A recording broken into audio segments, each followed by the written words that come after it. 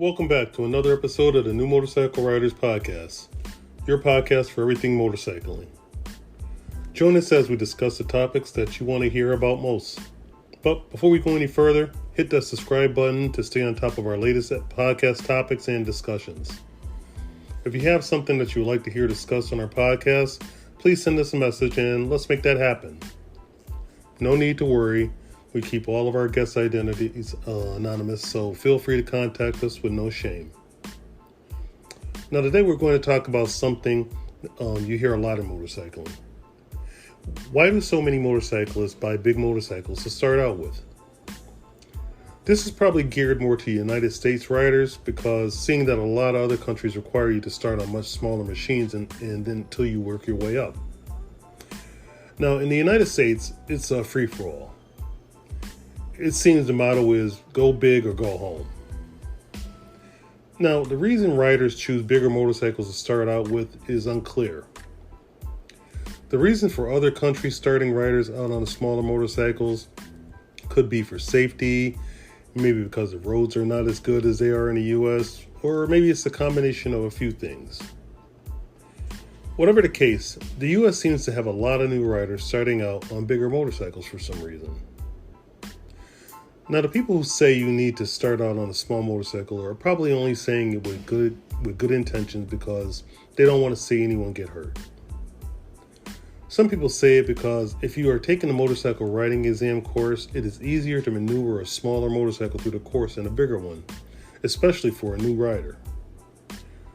But the question still remains, do I need to start out on a small motorcycle? Now, some schools provide the motorcycles for you to test on, so you won't have to choose a motorcycle for that. So your choice will be more of what motorcycle to buy to start with on the street.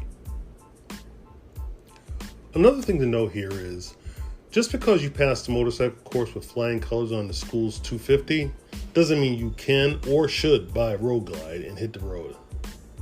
This is a totally different machine, and you are going to have to learn it just like you did the motorcycle school's motorcycles. Now, I like to apply a formula that I call the 4 C's. No matter what motorcycle you decide to ride, you need to be capable of riding it. It needs to be comfortable. You need to feel in control. And you need to feel confident. Now, you need all 4 in order for this formula to work because missing just one element throws this equation off. Now, to put this into perspective, a 6'5" person weighing 300 pounds is probably not going to feel comfortable on a 125cc motorcycle. Or a 5' tall person on a motorcycle that they cannot balance probably because it's too tall and they're not going to feel like they're in control. See, either one of these scenarios can throw your confidence off. So, what motorcycle should you buy? It's probably going to be one that covers all 4 C's, and the size and CCs of that motorcycle will vary amongst everyone. Just to be clear, I'm not endorsing buying a big motorcycle as a starter bike. I'm just reinforcing that you should buy the best motorcycle for your size and capabilities that fits into the 4 C's. Well, that's going to be the end of this podcast episode, and again, don't forget to hit that like and subscribe button. It really helps us to get the message out. So until the next time, keep the rubber side down.